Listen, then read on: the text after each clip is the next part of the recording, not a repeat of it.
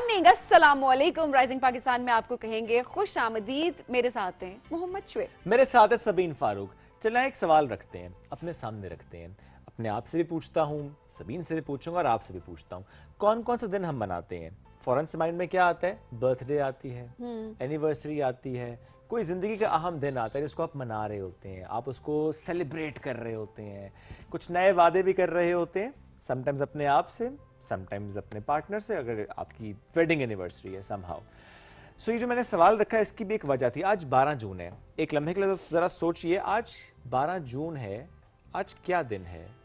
सबीन, पहले मैं क्योंकि सवाल रख बैठा हूं तो आपसे पूछूंगा, कौन कौन सा दिन मनाती हैं वैसे आप इन योर लाइफ?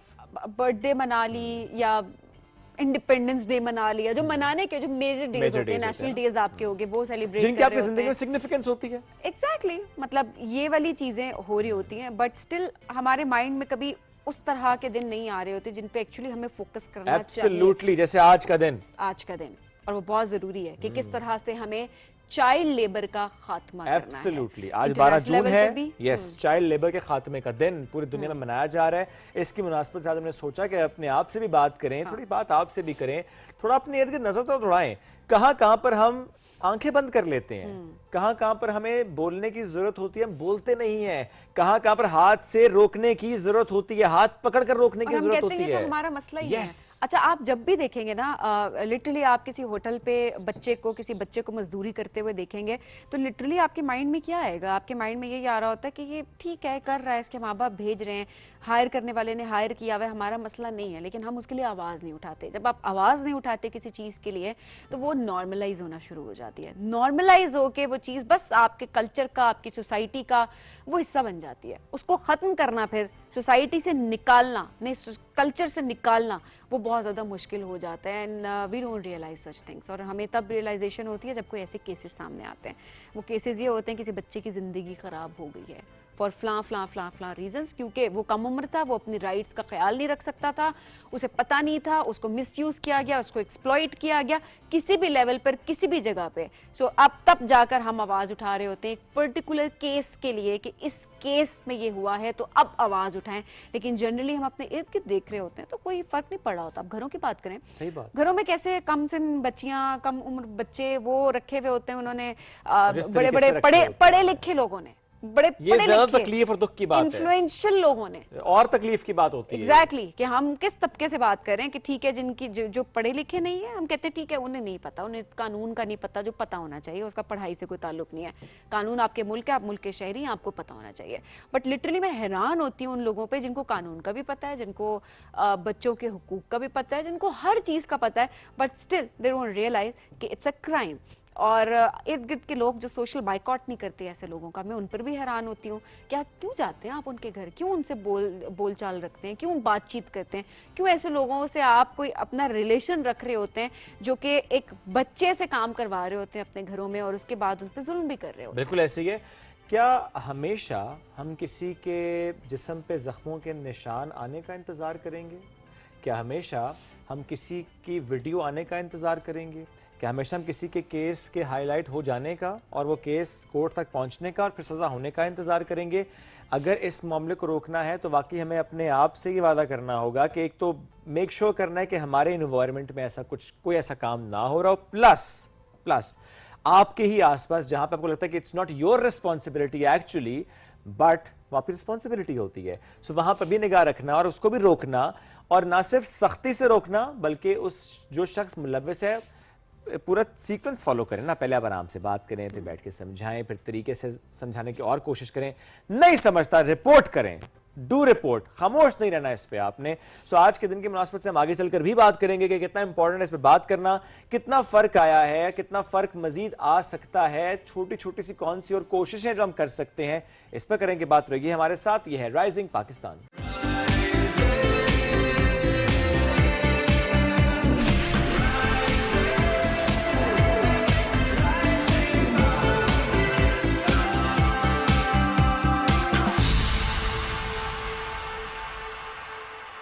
जिंदगी के लम्हात अच्छी यादों में ढल जाएं तो इससे बेहतर और क्या बात होगी। हम आपकी यादों में खुशियां शामिल करते हैं हर वीकेंड पर अपने शो वीकेंड एट होम में।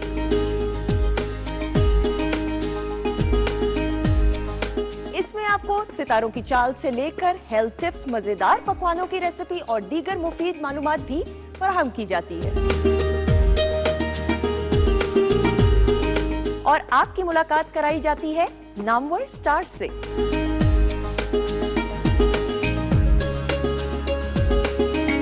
अपने लम्हों को खूबसूरत बनाने के लिए देखते रहिए वीकेंड एट होम हर हफ्ता और इतवार से पीटीवी नेटवर्क पर।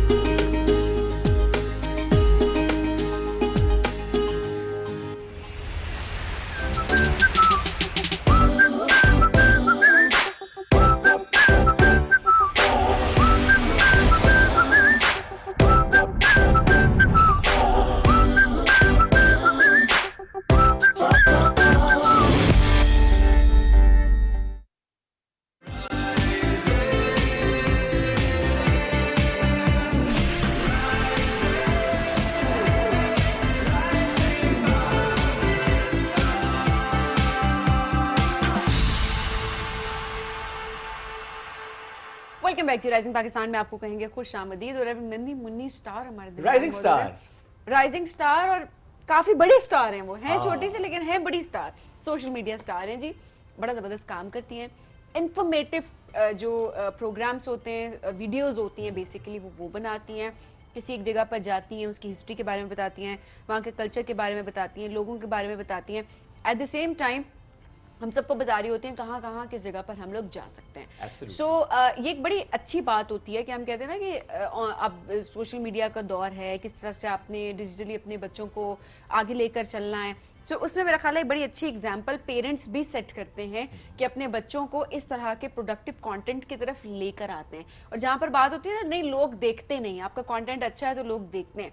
तो जिमल की हम बात करें जी, जिमल खान हमारे दरमियान मौजूद हैं, जिनका कंटेंट जो है वो बड़ा पसंद किया जाता है और सोशल मीडिया सेंसेशन है। Absolutely not just the star but the star maker as well। वो भी साथ मौजूद हैं, इनके फादर वो भी साथ मौजूद हैं, हमें ज्वाइन कर चुके हैं शजील आरिफ साहब और जिमल खान में ज्वाइन करेंगे। वेलकम, अस्सलाम वालेकुम आप दोनों को, कैसे हैं आप लोग? वालेकुम, हम ठीक ठाक। जिमल गुड मॉर्निंग।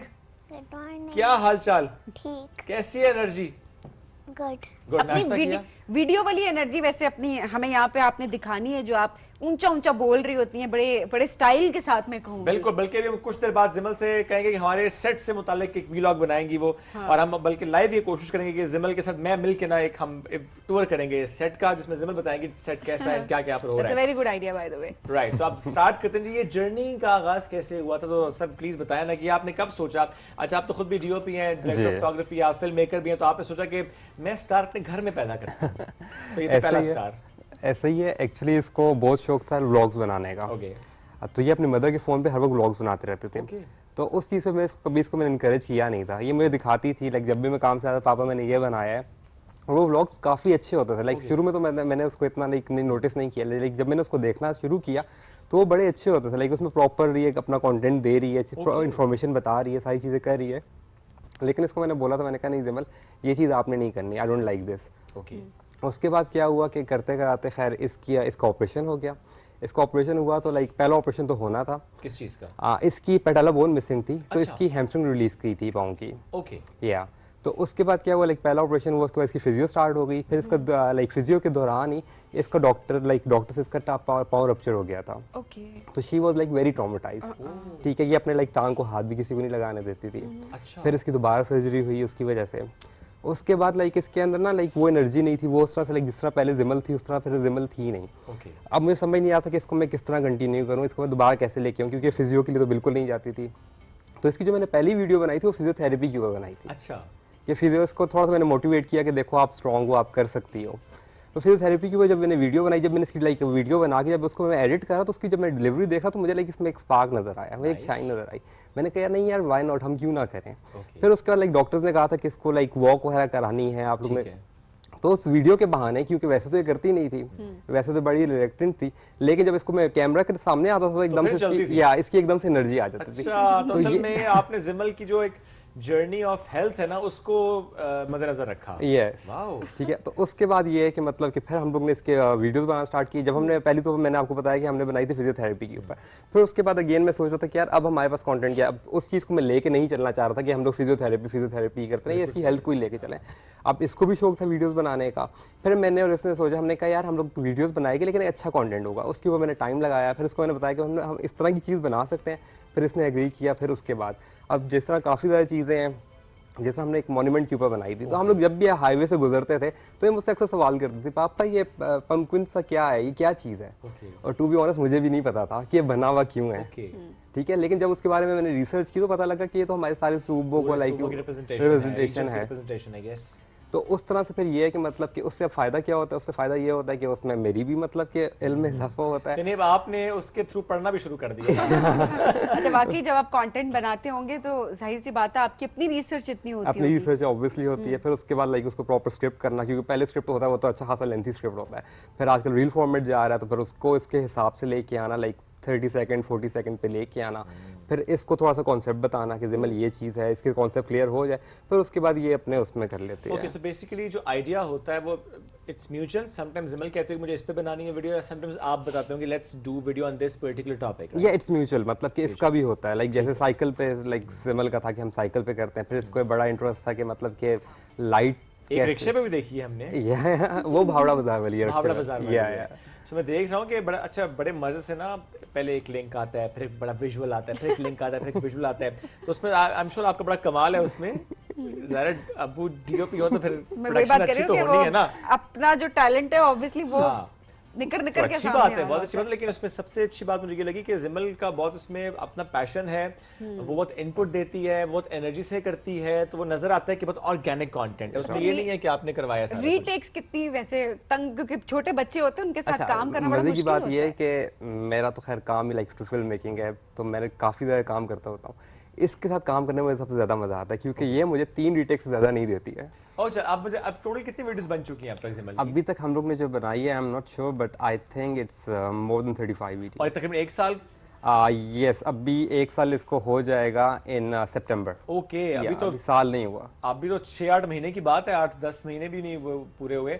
अच्छा, वैसे में स्टडीज भी ज़्यादा चल रही होंगी, तभी किस क्लास में जिमल? ग्रेड 2 में जाऊँ। ग्रेड 2 में अब जाएंगी। वंडरफुल। अब ऐसे में अब एक और पर्सपेक्टिव लेके आते हैं ना कि हमारे यहाँ ये भी होता है, स्पेशली जो टीवी से जुड़े लोग होते हैं, मीडिया इंडस्ट्री से जुड़े लोग होते हैं, जनरली हम देखते हैं कि उनके बच्चों को लेकर उनकी वीडियोस बन रही होती हैं समहाउ, लेकिन उसी में कुछ लोग होते हैं वो कहते हैं कि नहीं नहीं, हमें इनकी वीडियोस नहीं बनानी। उनको ये लगता है कि नहीं, डी फोकस या डी ट्रैक हो जाएंगे, ये शायद सिर्फ और सिर्फ इनके स्टारडम आ जाएगा और ये पढ़ाई की तरफ तवज्जो नहीं दे पाएंगे। नजर का एलिमेंट भी होता है, एब्सोल्युटली। सो वो लोग ज़्यादा कॉन्शियस भी हो रहे होते हैं।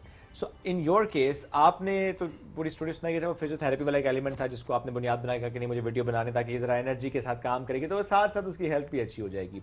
बट ये वाला एलिमेंट आपके माइंड में कभी आपने भाभी से डिस्कशन में आया कि अच्छा नहीं उसकी स्टडीज़ ना मुतासिर हो जाएं, इसके अंदर स्टार एलिमेंट आ जाएगा तो ये पढ़ेगी नहीं, नखरा हो जाएगा तो बड़ा मुश्किल जगह टू हैंडल? अच्छा, ये चीज़ जो है मतलब कि इस पे ऐसा है कि हम लोग इसकी स्टडी के साथ कोई कॉम्प्रोमाइज़ नहीं करते। पहली जो है जो हमारी प्रायोरिटी है वो इसकी स्टडीज़ है। अभी आप देखें लाइक इसकी काफ़ी टाइम से कोई वीडियो अपलोड नहीं हुई। क्यों? क्योंकि उसकी रीज़न ये है कि इसके एग्जाम्स हो रहे थे। ठीक है। तो हम ज़्यादा फोकस जो होता है वो तो एग्जाम्स लाइक पढ़ाई पे ही होता है। ठीक है।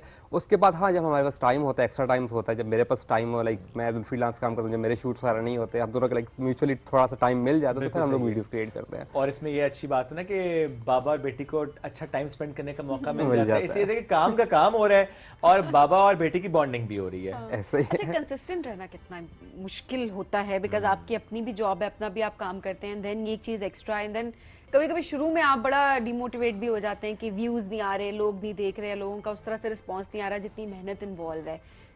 अच्छा, to be honest with you, like मैंने आज तक व्यूज़ वगैरह को कभी लाइक मैंने उस तरह से रखा नहीं है। ठीक है, हमारी कोशिश यही रही कि हम लोग कंटेंट डालते रहें, नो मैटर कि लोग देख रहे हैं नहीं देख रहे हैं, क्योंकि मुझे ये सेटिस्फेक्शन है कि लाइक मेरी बेटी दे लाइक खुश है जो वो कर रही है, सीख रही है, that's it. And above all वो एक अच्छा कंटेंट क्रिएट कर रही है। अच्छा कंटेंट क्रिएट कर रही है, सबसे इंपॉर्टेंट है। क्योंकि आप नॉर्मली हम जो आजकल डिस्टर्ब जिस चीज़ से होते हैं वो क्या है कि बच्चे जो कंटेंट कंज्यूम कर रहे हैं सोशल मीडिया पे, स्पेशली यूट्यूब पे, वो ऐसा कंटेंट जिसमें वायलेंस भी है, और कुछ गेम्स ऐसी हैं जो कि बड़ी बच्चे उसमें वल्नरेबल हो जाते हैं। सो एज अ पेरेंट हम सबका कंसर्न होता है कि बच्चा ऐसा कोई कंटेंट कंज्यूम ना करे। लेकिन हम फिर कहते हैं अच्छा बच्चा क्या देखे, because there is no content. तो there you go, we have that content, responsible content जिसे हम कहते हैं कि वो उसमें खाने की बात भी हो रही है, उसमें कल्चर की बात भी हो रही है, उसमें किसी जगह की बात भी हो रही है, और बच्चा जब बात कर रहा है तो आई थिंक वो बच्चे ज्यादा सुनते हैं कि अच्छा ये तो हमारे ही साथ का है ना, कोई जो बात कर रहे हैं। तो जिमल जरा मुझे ये बताएंगे, क्लास फेलो तो बड़े फैंस होंगे आपके कि जिमल तो स्टार है, जिमल तो कंटेंट बनाती है, जिमल जरा बताओ ना कुछ इस बारे में भी। बताएं अपने फ्रेंड्स के बारे में। फ्रेंड्स क्या कहते हैं? कहते हैं हमने भी वीडियो में आना है, कहते कह हैं। रहे होते हैं। और अभी तक अपनी किसी फ्रेंड को वीडियो में लेके आई हो? अभी तक नहीं लाई। इरादा है कि आगे लाना है? बेस्ट फ्रेंड कौन है? कश्यप। कश्यप है। सो कश्यप के साथ वीडियो अगर बनाओगे तो किस जगह पे लेकर जाओगी उसको? किसी रेस्टोरेंट लेकर जाओगी, किसी ऐसे बाजार में लेकर जाओगी जिसका जो बड़ा प्यारा सा व्यू होगा, कहाँ लेकर जाओगी? बाजार। बाजार। बाजार। सबसे अच्छी वीडियो आपको अपनी कौन सी लगती है जो बनाई है इतनी ज्यादा? जॉयलैंड वाले। जॉयलैंड वाली ऑब्वियसली मतलब मैंने भी जाना है, मेरा दिल कर गया अब। बड़े बच्चे भी जो हमारे हैं उनका भी इतना दिल age कर difference रही है। तो नहीं होगा मेरा और इतना जिमल तो में। नहीं है, बस यही कोई 30-35 साल का होगा। हद अदब।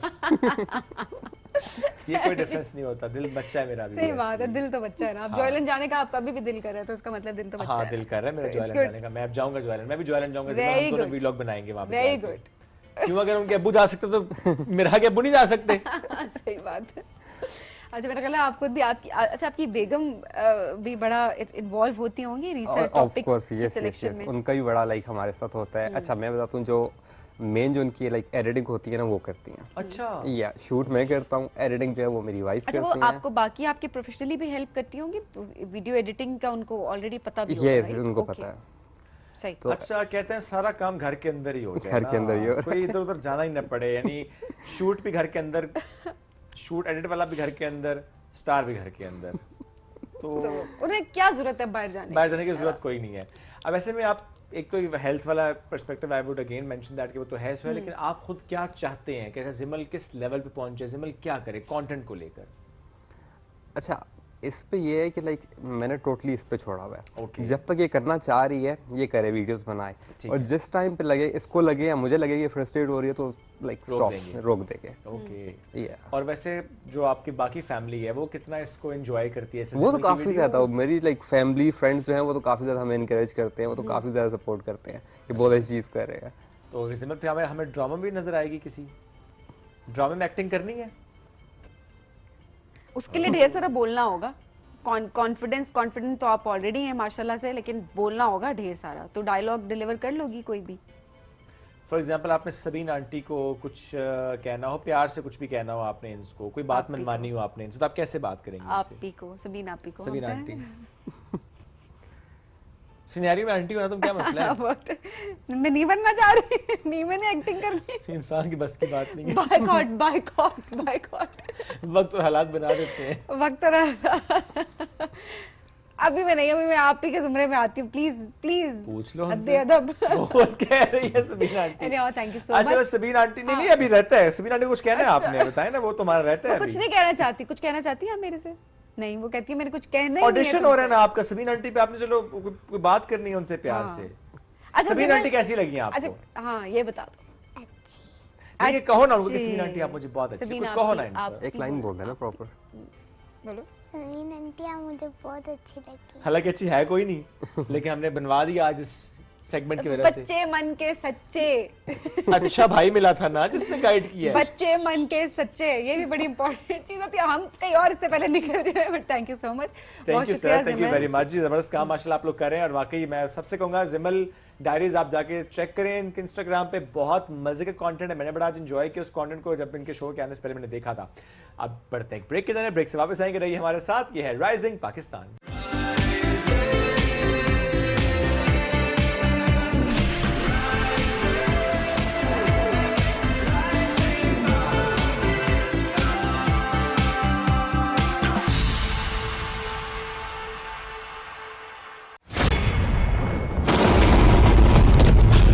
बाबा और उसके खिलाफ अगर आइंदा कोई जाल बिछाने की कोशिश की तो तुम्हारा वो हशर करूंगा कि तुम मुझसे जिंदगी की भीख मांगोगे। हम दोनों भाई इन खंजरों की धार की तरह तेज हो गए हैं, दुश्मन को आसानी से काट सकते हैं। अब लड़ाई नागुज़ीर है।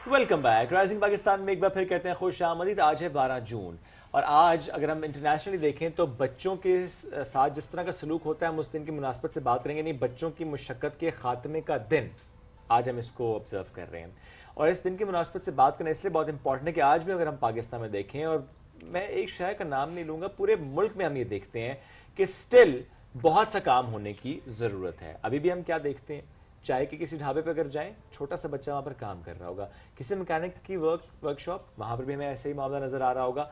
घरों के अंदर still we are not discouraging this practice. In fact उनके ऊपर वायलेंस किया Yes, जाता है, किस तरह से तशद्दुद का निशाना बनाया जाता है। हमने अनफॉर्चुनेटली शुक्र है ये केसेस सामने आना शुरू हो गए हैं। कम अज़ कम, पहले तो होना ही नहीं चाहिए, लेकिन अगर हो रहे हैं तो कम अज़ कम सामने तो आए ताकि एक एग्जाम्पल सेट की जा बिल्कुल। सके कि बाकी लोग ऐसे ना करें। बट हमने इतने सारे केसेस देखे हैं पिछले साल में कि, और बड़े हाई प्रोफाइल केसेस हमारे सामने थे जिनका नतीजा खैर अभी तक हमारे सामने नहीं आया हुआ, because obviously for certain reasons. नहीं, कुछ एग्जांपल सेट हुई भी हैं इसमें, जो कि मेंशन करना बहुत जरूरी है कि वो जो एग्जांपल सेट हुई हैं वो बाकी उस लेवल पे सेट की गई हैं एग्जांपल्स कि उसका इम्पैक्ट नजर आना भी चाहिए और आ भी रहा है। लेकिन सभी ये बड़ा आपने दुरुस्त कहा कि हाँ, कुछ ऐसी चीजें हैं, कुछ ऐसे केसेस हैं जिनका वाकई रिजल्ट थोड़ा सा डिले पे जरूर है। बिकॉज जो पेरेंट्स होते हैं वो मान बिल्कुल। जाते हैं ना, तशद्दुद किया हुआ है जिन बच्चों के, पहली बात आप भेजते हैं बच्चों को और उसके बाद आप मान जाते हैं, तो उस या हाँ, पर्सपेक्टिव से आप देखा कहते जाए थे हमने माफ कर settle- दिया। that's the point। तो वो सेटलमेंट्स हो जाती हैं जिसकी वजह से जाहिर है बच्चों को, जो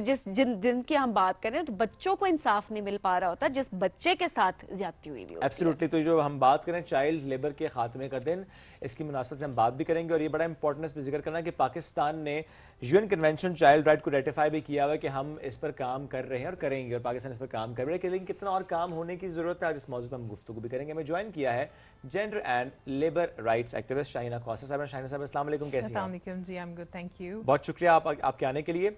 अच्छा, सिर्फ इस दिन को मनाना ज़ाहिर है ये नाकाफ़ी है जब तक कि आप रूल्स रेगुलेशंस एंड उसकी इम्प्लीमेंटेशन एंड आपका जो माइंड सेट है उसको चेंज करना। आप कैसे देखती हैं पाकिस्तान की सिचुएशन को, किस निगाह से कि इस वक्त जिस तरह का चाइल्ड लेबर पाकिस्तान में स्टिल एग्जिस्ट कर रहा है? अच्छा, ये दिन मनाते तो नहीं है हम। मनाने का मतलब ये है कि हम ये सारे प्रोमिसेस दोबारा से करें और हमने जो यूएन का कन्वेंशन रेटिफाई किया हुआ है उसको मेक श्योर करें कि उसको हम अप्लाई करें। हमारा कॉन्स्टिट्यूशन ये कहता है कि किस उम्र तक के बच्चे काम करेंगे, 14 साल से छोटी उम्र का बच्चा काम नहीं करेगा। और वैसे भी साउथ एशिया के अंदर, पर्टिकुलरली पाकिस्तान के अंदर, मैं ये समझती हूँ कि आप चाइल्ड लेबर को आइसोलेशन में नहीं देख सकते, इसको अलहदा करके मत देखें, इसको गुर्बत और पॉपुलेशन के साथ जोड़ कर देखें। जिस तरह आपकी पॉपुलेशन बढ़ी है, जितने ज़्यादा बच्चे हर साल पैदा हो रहे हैं और आप उनको लेबर मार्केट में डालते जा रहे हैं और आपके पास इतने पैसे नहीं है कि आप अपने बच्चों को पढ़ा सकें, उनको सेहत दे सकें, उनको एक ऐसा इन्वायरमेंट दे सकें जिसके अंदर वो महफूज भी हों, उनका सेक्सुअल असॉल्ट ना हो, उनके ऊपर वायलेंस ना हो, बाहर की तरफ से, घर के अंदर वो महफूज रहें। और इसी तरह जो है आपके माँ बाप के पास नौकरी हो, जिसको मैं कहती हूँ गुर्बत ख़त्म हो। तो अगर माँ बाप नौकरी कर रहे होंगे और वो घर में पैसे लेके आ रहे होंगे तो उनको बच्चों को काम करने की ज़रूरत नहीं होगी। तो अगर हम सिर्फ ये कहें कि हमें चाइल्ड लेबर को ख़त्म करना है तो इसको हमें पॉपुलेशन कंट्रोल के साथ और गुर्बत के खात्मे के साथ देखना होगा और माँ बाप को नौकरी देने के साथ देखना होगा। और जो बच्चे बच जाते हैं, जो इस सारे माहौल से भी बच जाते हैं, तो उनको तालीम देना, उनको सेहत देना, ये रियासत की जिम्मेदारी है। इसमें भी क्या आपको लगता है कि यूँ तो गुर्बत और पॉपुलेशन दोनों आपने फैक्टर्स को आइडेंटिफाई किए, बट डू यू थिंक कि ये जो गुर्बत वाला मामला भी ये समहाउ लिंक्ड इसी पॉपुलेशन मैनेजमेंट से करता है इन कॉन्टेक्स्ट ऑफ पाकिस्तान? बिल्कुल करता है। देखिए, अगर एक घर का फर्द जो है, अगर मिनिमम वेज भी पाकिस्तान के अंदर देखी जाए, मिसाल ले लेते हैं 20,000 रुपया कोई कमा के घर में लेके आता है, अगर वो 20,000 डिस्ट्रीब्यूट होता है 2 अफराद के दरमियान या 4 अफराद के दरमियान और फिर वो तकसीम होता है 10 अफराद के दरमियान, तो वो पैसे कितने तकसीम हो जाएंगे? अगर आप देखें हमारी कंज्यूमर बास्केट की प्राइस वो बहुत महंगी है, तो किस तरह एक 20,000 में आप 8 लोगों का घराना पालेंगे? तो ऑफ कोर्स गुर्बत का ताल्लुक है इस बात से। फिर आपके अगर बच्चे ज़्यादा हैं तो फिर आपको ये लगता है कि ये हमारे लिए काम करें और घर में चंद पैसे लेके आएँ। तो ऑफ कोर्स ये गुर्बत के साथ जुड़ा हुआ है, पॉपुलेशन के साथ जुड़ा हुआ है, और आपको कंट्रोल करनी पड़ेगी अपनी पॉपुलेशन। और चाइल्ड लेबर डे के ऊपर ख़ास तौर पे गवर्नमेंट को ऐसी स्कीम्स बनानी चाहिए, ऐसी कंपेन्स बनानी चाहिए कि आप ये कंट्रोल करें कि वो अफराद जो अफोर्ड नहीं कर सकते एक बच्चे से ज़्यादा, 2 बच्चों से ज़्यादा, वो बच्चे पैदा मत करें। और आप क्या करें, उनको पैदा करके लेबर मार्केट में डाल रहे हैं और आप उनको ऐसे माहौल में डालें जिसमें वर्कशॉप्स हैं, जिसमें ढाबे हैं, जिसमें एक अनसेफ एनवायरनमेंट नहीं, है। आप बहुत सारे लोगों की सोच देखें, वो सोच, इसी सोच के साथ ही बच्चे पैदा कर रहे होते हैं कि हमारे बच्चे, जितने बच्चे होंगे उतनी कमाई घर के अंदर आएगी। देखिए ये अब रियासत बच्चा की 3 साल, 4 साल के बच्चे को मैंने देखा है कि उनको सिग्नल्स पे छोड़ दिया जाता है। 4 साल का बच्चा जिसको पता ही नहीं है कि सिग्नल क्या है, जिसको पता ही नहीं है कि भीख क्या है, जिसको कुछ भी नहीं पता, आपने उसको छोड़ दिया सड़क पे और उसके बाद वो आपके लिए ज़ाहिर है कमा के ही ला रहा होता है, क्योंकि हम जैसे लोग सपोर्ट कर रहे होते हैं, हम उस बच्चा है जी, और वो आप उनको पैसे दे रहे होते हैं। देखिए जो हमारे मुल्क का कॉन्स्टिट्यूशन है ना, किसी भी मुल्क का जो कॉन्स्टिट्यूशन होता है वो रियासत और उसके शहरी के दरमियान एक एग्रीमेंट होता है, और उस एग्रीमेंट को फॉलो करना रियासत की जिम्मेदारी होती है। आपका कॉन्स्टिट्यूशन ये कहता है कि वो तमाम शहरियों को सेहत, तालीम, रोज़गार ये सब मुहैया करेगा, और बच्चों के ऊपर ख़ास तौर पे वो कहता है कि इस उम्र के बच्चे स्कूल जाएंगे और वो तालीम हासिल करेंगे। हमारे यहाँ तो अभी टेक्निकल एजुकेशन भी है ना, कि अगर बच्चे किसी टेक्निकल एजुकेशन को स्किल सीखते हैं और वो 16 साल के बाद स्कूल से बाहर निकलते हैं तो वो तालीम याफ्ता भी हैं और स्किल्ड लेबर भी हैं। सो आप उसकी तरफ गौर करिए।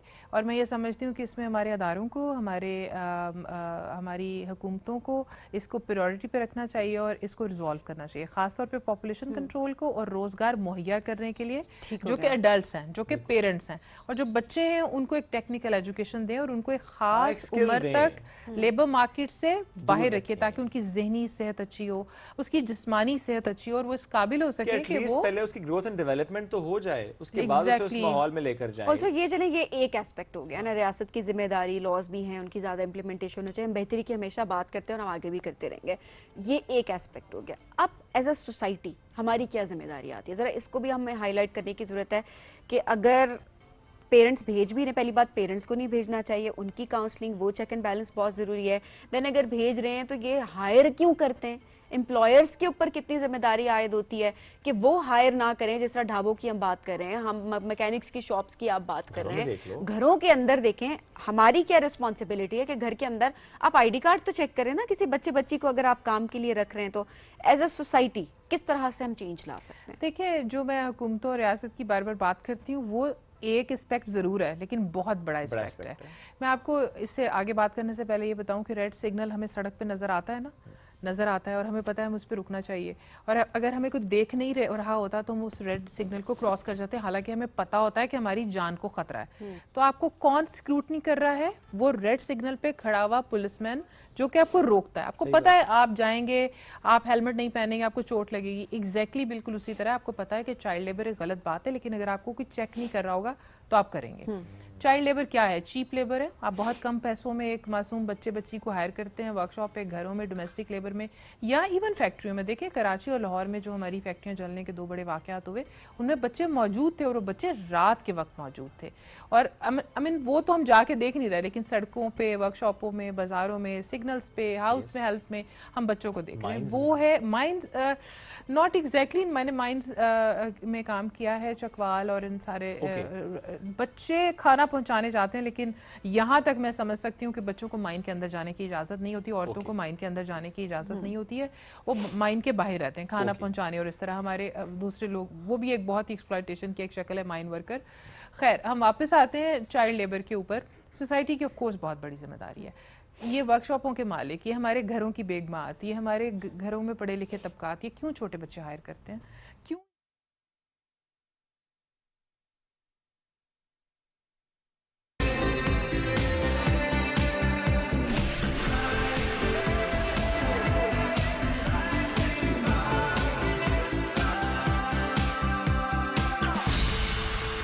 साल की मैं बात कर रही हूँ, इतने सालों में 35 ईयर में अगर नया स्कूल नहीं बना उसमें, और लेकिन उसके अंदर बहुत सारे मोबाइल के टावर लग गए हुए हैं और बहुत सारे मोबाइल लोग लेके फिरते हो, नई ब्रांड की गाड़ियाँ आती, तो प्रायोरिटीज फर्क है ना। आपकी मुल्क की इकोनॉमी में तो इजाफा हो रहा है, लेकिन आपने वो ह्यूमन रिसोर्स, वो पढ़े लिखे लोग, वो पढ़े लिखे बच्चे, अगर आपके स्कूल नहीं बन रहे, आपके टेक्निकल एजुकेशन नहीं है, तो किस तरह आप इसको सही मैनेज बात है, करेंगे? वो आपके लिए प्रोडक्टिव रह नहीं सकते। और ये जो बात है ना कि जब पेरेंट्स के पर्सपेक्टिव से जब हम टाइम नहीं दे रहे होते, सो वो सिर्फ सोसाइटी के लिए डैमेजिंग नहीं है, वो आपके ऊपर भी तक उसका एक इम्पैक्ट आएगा, आपकी अपनी पर्सनल लाइफ पे आएगा। आप स्ट्रेस में जाएंगे जब बच्चा सही तरह से उसकी ग्रोथ एंड डेवलपमेंट नहीं, उसकी सोच नहीं डेवलप, वो किसी नेगेटिव साइड पे चला गया, वो ट्रॉमेटाइज है, तो उससे आप भी इम्पैक्ट होंगे।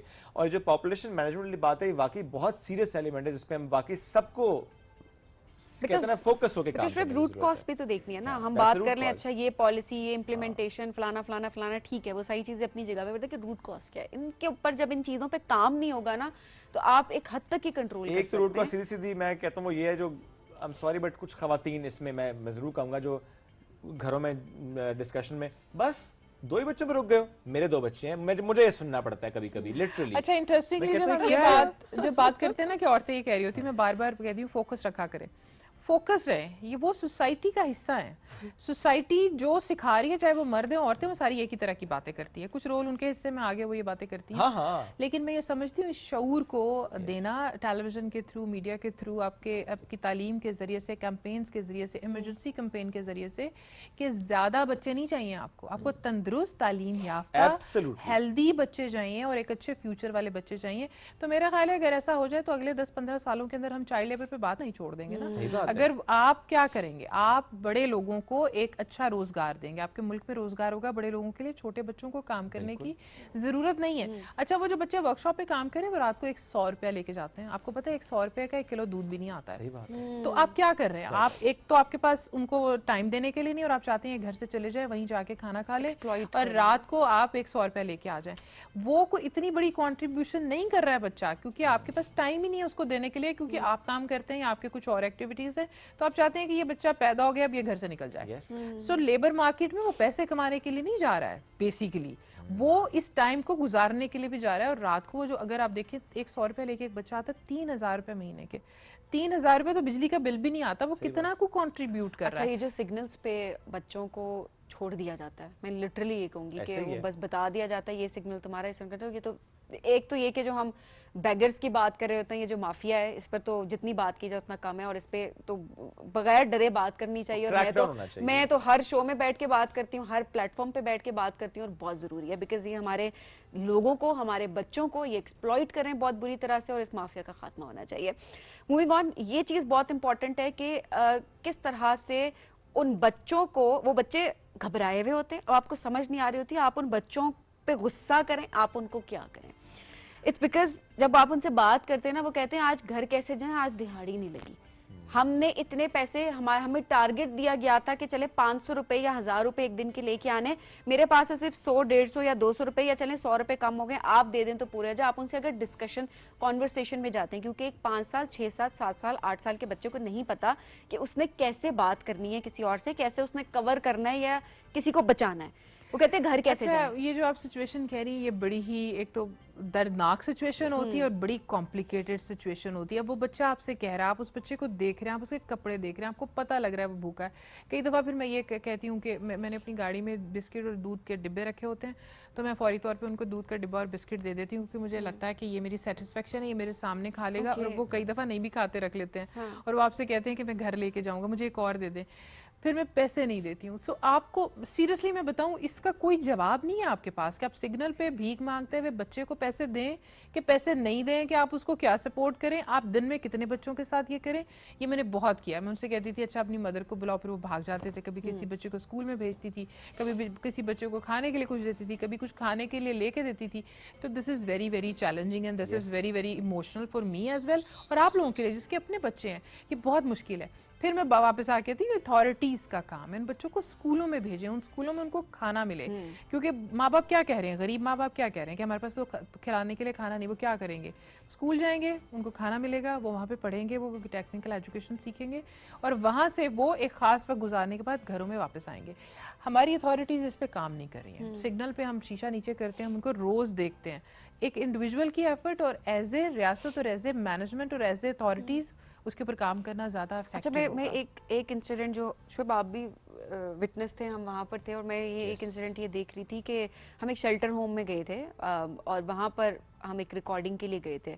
अच्छा वहाँ पर जब गए तो एक पुलिस वैन आई है जी, एक पुलिस वैन आई है, उधर बच्चे, ढेर सारे बच्चे उस वैन के अंदर भरे हुए थे और वो सिग्नल शेल्टर से होम जैसे में पिक सिग्नल से करके। पिक करके वो लेकर आए हुए थे। अच्छा पहले तो मामला हमें समझ नहीं आया, हम डिस्कशन कर रहे थे बच्चे, अच्छा बच्चे रो रहे हैं, घबराए हुए हैं, अब वो इतना रो रहे हैं, और वो छोटे छोटे बच्चे, कोई ऐसी बात नहीं थी कि वो 18 साल की उम्र से ज्यादा के बच्चे या 14 साल से उम्र के बच्चे भी थे, वो अंडर 14 थे वो सारे, वो रो रहे थे। मैं समझ ना ये क्या हो रहा है, मैंने जाके पूछा तो उन्होंने कहा कि पुलिस जो है ना वो ये भीख मांगते बच्चे तो सिग्नल, डिफरेंट सिग्नल से पकड़ के इन बच्चों को भर के लाती है वैन में, 1 आध 2 दिन बच्चों को यहाँ रखते हैं, डराते शराते उसके बच्चों को छोड़ देते हैं ताकि बच्चे भीख ना मांगे। For me, that's अच्छा अब kidnapping. मैं इस बात पे लिटरली मुझे बड़ा दुख हुआ, और मुझे दुख इसलिए हुआ, ये मासूम बच्चे, इनको आप डरा के क्या करेंगे? ये इधर से भी डरते हैं, ये घर जाके भी डरते हैं। आप इधर से डरा के ट्रॉमेटाइज करके इन्हें घर भेजेंगे, वो बच्चे घर जाएंगे, उनको मजीद ट्रॉमेटाइज किया जाएगा और दोबारा जबरदस्ती उनको सिग्नल, किस बच्चे का दिल करता है कि वो सिग्नल पे जाके भीख मांगे और बड़ों की डांट सुने? सो ये देखें सिस्टम का चेंज होना यहाँ पे कितना जरूरी है, हमारी सोच का चेंज होना कितना जरूरी है कि इन बच्चों को आपने, इनके पेरेंट्स को पकड़ना है, आपने इन बच्चों को नहीं देखिए, पकड़ना। ये जो बच्चे सिग्नल पे होते हैं इनके पेरेंट्स कुछ फुट कुछ मीटर के फासले पर ही बैठे होते हैं, ठीक है, आसपास ही होता आप उस बच्चे को उठा रहे हैं, आप कह रहे हैं कि हम मैनेजमेंट कर रहे हैं, मैं समझती हूँ दैट इज किडनैपिंग। वो बच्चा घर से दूर है, आप उसे 2 दिन के लिए रख रहे हैं, उस बच्चे को ट्रॉमेटाइज करें। मैं ये समझती हूँ ये शेल्टर होम्स जो हैं बहुत करीब बनने चाहिए, ग्रीन बेल्ट के ऊपर बना लें। आप ग्रीन बेल्ट पे एक टीचर छोड़ दें, आप उन्हें कहें ये बच्चे वहाँ बैठेंगे, उनको खाना मिलेगा, वो बच्चे पढ़ेंगे, वो कोई डॉक्यूमेंट्री देखेंगे और अपने घर चले जाएंगे। आपने एक शहर में एक शेल्टर होम बनाया हुआ और जिसमें पुलिस की गाड़ियों में आप बच्चों को भर रहे हैं और आप उनको ट्रॉमेटाइज कर रहे हैं, और ये बहुत ज़्यादा तादाद में हो भी नहीं रहा, लेकिन जितने बच्चे 8, 50, 100 आप बच्चे लेके गए हैं, वो बच्चे देख लेंगे कल को वैन और वो भाग जाएंगे और वो छुप जाएंगे। वो बड़े इंटेलिजेंट बच्चे हैं, they are very very intelligent, उनकी सोशल स्किल्स इतने अच्छे हैं, वो आपको देखते हैं, वो आपकी साइकी समझते हुए आपसे बात करते हैं। तो क्या मतलब है इस बात का कि वो बच्चे इंटेलिजेंट बच्चे हैं, वो कोई गूफी बच्चे नहीं, उनको कोई बात समझ नहीं आ रही है। फिर उनके पेरेंट्स उनको ढूंढ रहे होते हैं। I don't think so this is a good idea. मैं समझती हूँ शेल्टर होम्स उन्हीं के इलाकों में बने, वहीं पर उनको खुराक और तालीम और सेहत मुयसर हो, और उन बच्चों को आप ट्रॉमेटाइज ना करें। आपने 2 दिन रखे, उनको क्या सिखाया? आपने उनको बता दिया कि सिग्नल पे आप खड़े नहीं होगे, वो सिग्नल बदल लेंगे, वो किसी और सिग्नल पे खड़े हो जाएंगे, वो कोई और काम कर लेंगे, वो कोई और एक्टिविटी कर लेंगे। और देखिए ये जो माफिया है, इसमें जो ड्रग्स इन्वॉल्व हैं और बहुत छोटी उम्र में इन बच्चों को ड्रग किया जाता है, दैट्स ऑल्सो वेरी चैलेंजिंग। और अगर आप उन बच्चों को छोड़ देंगे उनके माँ बाप की जिम्मेदारी के ऊपर, और आप छोड़ देंगे उस सिग्नल और इंडिविजुअल्स जैसे हम हमदर्द हैं और नहीं हैं उनके ऊपर, तो ये अच्छी बात नहीं है। पॉलिसीज़ को और प्लान्स को रिवाइव करना होगा, रिवाइज करना होगा, और ऐसी पॉलिसीज़ और ऐसे प्लान बनाने होंगे जो इफेक्टिव हों। जस्ट सेक ऑफ कि हम ये एक्शन कर रहे हैं और उस एक्शन का कोई रिजल्ट नहीं और आउटकम नहीं है, मेरा नहीं ख्याल कि ऐसे इस चीज़ों के ऊपर रिसोर्सेज और लगाने चाहिए कि पुलिस की गाड़ियों के फ्यूल के रिसोर्सेज आप उसके ऊपर लगा रहे हैं। कुछ ऐसी चीज़ें करें जो कि इफेक्टिव हुए और उनके रिजल्ट्स हमें सामने नजर आए और हमें सेहतमंद बच्चे नजर और आए। कुछ ऐसे हमने पॉजिटिव इम्पैक्ट्स होते देखे भी हैं, बहुत से शहरों में हमने देखा भी है, फ्रॉम कराची टू हियर, कि जहाँ पे एनजीओ के लेवल पे या किसी इंडिविजुअल के लेवल पे, जहाँ पे हमने देखा कि अच्छा नहीं जी, हमने छोटा सा एक सेटअप बना लिया स्कूल का, जहाँ पे हम चाहते हैं कि जो भीख मांगते बच्चे हैं वो भीख ना मांगे, हमारे पास आए, हम तालीम देंगे, यहीं पर खाना मिलेगा, घर चले जाएंगे। ज़ाहिर है वो हो बहुत कम तादाद में रहा है, बट वो हो रहा है। दैट मीन्स कि हो सकता है not just the government, actually NGO के साथ मिलकर, इंडिविजुअल के साथ मिलकर, एज अ सोसाइटी हम सबको अपनी जिम्मेदारी समझते हुए कि अच्छा हम सबकी भी जिम्मेदारी है कि हम सपोर्ट करें, बिकॉज गवर्नमेंट के भी रिसोर्स लिमिटेड होते हैं। सो आपको लगता है कि ये भी एक अच्छा तरीका होता है एनजीओस का और इंडिविजुअल्स का, जिसमें हम देखते हैं प्राइवेट एंड पब्लिक जो पार्टनरशिप है वो है तो बहुत इंपॉर्टेंट, लेकिन आप एनजीओ पे कितना को बर्डन डालेंगे? मैं जानती हूँ मुल्की सतह पे और शहरी सतह के ऊपर नेशनल इंटरनेशनल लेवल कोलेशन के साथ बहुत सारी एनजीओज और प्राइवेट सेक्टर इस पे काम कर रहा है, लेकिन गवर्नमेंट अगर उनके साथ कोलैबोरेशंस करे तो वो ज़्यादा इफेक्टिव हो सकता है और आपको ज़्यादा तादाद में नजर आएगा। बहुत सारे पायलट प्रोजेक्ट कराची में हुए, लाहौर में हुए, बहुत सारे शहरों में, वो बहुत सक्सेसफुल भी हैं, और वो बच्चे आपके सेहतमंद बच्चे जो कि अच्छी मेंटल हेल्थ के साथ एक अच्छे शहरी के तौर पे सामने आ रहे हैं, दैट्स वेरी, वो नजर आ रहे हैं हमें। और मेरा ख्याल है गवर्नमेंट को प्राइवेट सेक्टर के साथ कोलैबोरेशन करनी चाहिए, चाहे वो डेवलपमेंट सेक्टर है, एवरी सेक्टर, और ये मिलकर जब करेंगे तो काफी इश्यूज होंगे। लेकिन फिर हम बुनियादी बात पे आएंगे कि population management is very very important है। थैंक यू वेरी मच, साथ मौजूद बहुत थी। शुक्रिया। बहुत इंपॉर्टेंट मौजूद जिस पे हम बात करते हैं, वाकई सोचना है हमें कि अगर हमें कल को चीज़ें बेहतरी की तरफ जाती हुई नज़र आएंगी तब जब हमने अभी कुछ स्टेप्स लिए होंगे। ये नहीं हो सकता कि हम सिर्फ सोचते हैं कि अच्छा सब कुछ ठीक हो जाएगा। वो सब कुछ ठीक होने के लिए हमें अभी कुछ ना कुछ करना होगा, कुछ स्टेप्स लेने होंगे हर सतह पर। हमें ब्रेक की तरफ बढ़ना है, ब्रेक से वापस आएंगे, रहिए हमारे साथ। ये है rising Pakistan.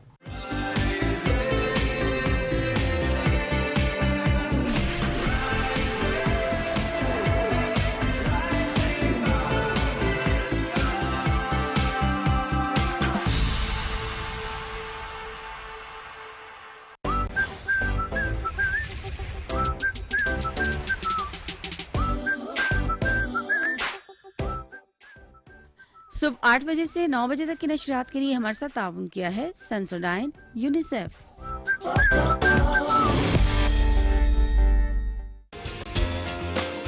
Get your Rose ka dose. जो दे आपको एनर्जी, वाइटैलिटी और बोन स्ट्रेंथ।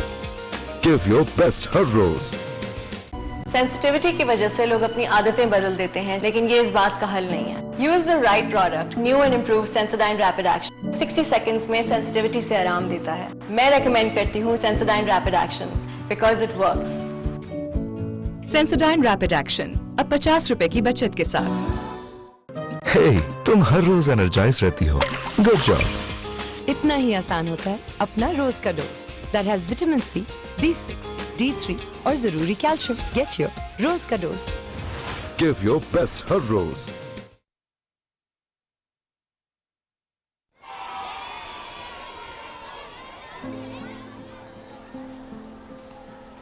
वाह, वैसे तो क्लास में बड़ी आगे आगे रहती हूँ, आज क्या हो गया? चक्कर सा आ गया। अचानक से यूँ चक्कर आना और चेहरा पीला पड़ जाना एनीमिया की निशानी हो सकती है। एनीमिया क्या होता है मिस? तुम्हारी उम्र में खून की कमी हो जाती है, जिसे सिर्फ ग़िज़ा पूरा नहीं कर पाती, इसीलिए चक्कर आते हैं और थकन हो जाती है और कभी कभी तबीयत भारी लगती है। तो अब मैं क्या करूँ मिस? अम्मी से कहो कि खाने के साथ आयरन की गोली तुम्हें हफ्ते में एक बार जरूर खिलाएं, ताकि कल कोई भी तुम्हें आगे बढ़ने से रोक ना सके। आयरन फॉलिक एसिड की गोली हफ्ते में एक बार जरूर लो और सेहतमंद कल की शुरुआत करो।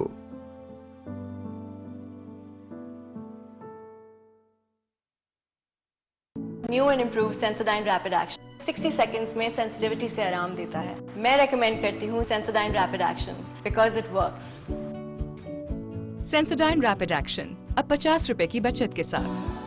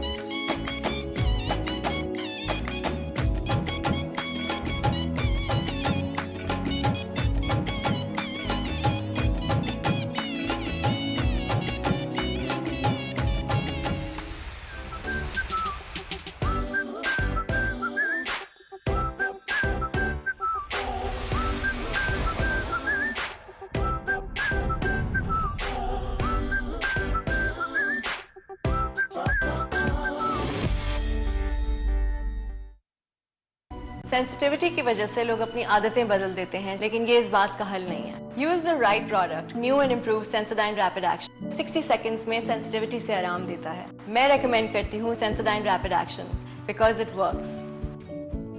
Sensodyne Rapid Action. अब 50 रुपए की बचत के साथ।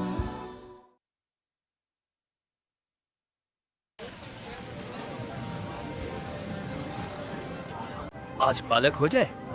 दिल नहीं जा रहा। ऐसा करते हैं, लोबिया ले लेते हैं। भाई मेरा दिल नहीं जा रहा।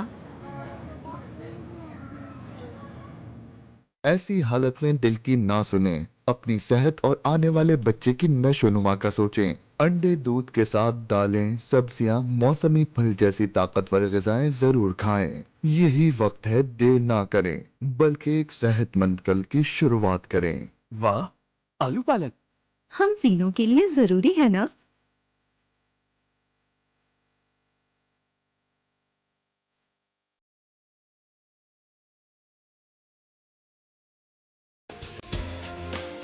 Get your Rose ka dose. जो दे आपको एनर्जी, वाइटैलिटी और bone strength. Give your best हर रोज। New and improve Sensodyne rapid action 60 seconds में सेंसिटिविटी से आराम देता है। मैं रेकमेंड करती हूँ Sensodyne rapid action because it works. Sensodyne Rapid Action, अब 50 रुपए की बचत के साथ। हे, तुम हर रोज एनर्जाइज रहती हो। Good job. इतना ही आसान होता है अपना रोज का dose that has vitamin C, B6, D3 और जरूरी कैल्शियम। Get your रोज का डोज। गिव योर बेस्ट हर रोज। सेंसिटिविटी की वजह से लोग अपनी आदतें बदल देते हैं, लेकिन ये इस बात का हल नहीं है। Use the right product, new and improve Sensodyne rapid action 60 seconds में सेंसिटिविटी से आराम देता है। मैं रेकमेंड करती हूँ Sensodyne rapid action because it works. Sensodyne Rapid Action, अब 50 रुपए की बचत के साथ।